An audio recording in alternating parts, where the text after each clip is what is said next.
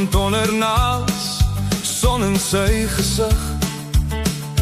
Op die stoep praat hy stadig, van trekkosse, wyns en jou geslag.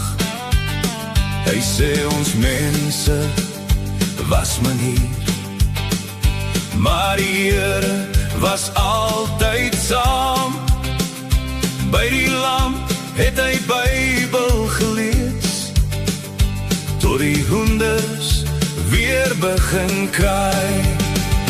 Ons is boere, boere hart en Bybel, met spoor diep getrap in hierdie land.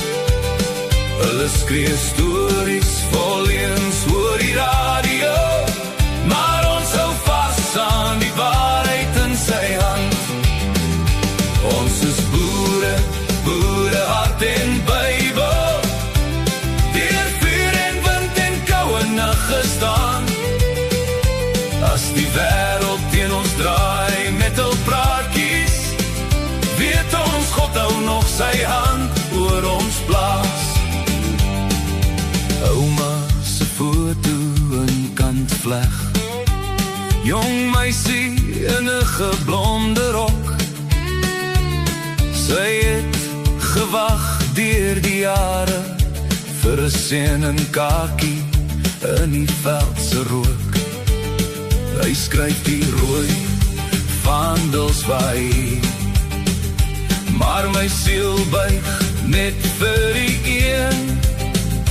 Hulle wou ons breek met slagspreuke, maar ons knie buig net vir God alleen. Ons is boere, boere hart en Bybel, met spore diep getrap in hierdie land. Hulle skree stories vol eens oor die radio, maar ons hou vas aan die waarheid in sy hand. Ons is boere, boere hart en Bybel, deur vuur en wind en koue nag gestaan. As die wêreld teen ons draai met hul praatjies, weet ons God hou nog sy hand oor ons plaas. Hulle plakkaat en papier sê ons is niks nie, maar kyk na die kinders in die kerkbank man. Luister hoe sing hulle, psalm in die skemer, jy kan nie daai geloof met dink verskans. Die wind vat hul slagspreuke ver die veld in, maar sy woord bly soos 'n klip in die grond.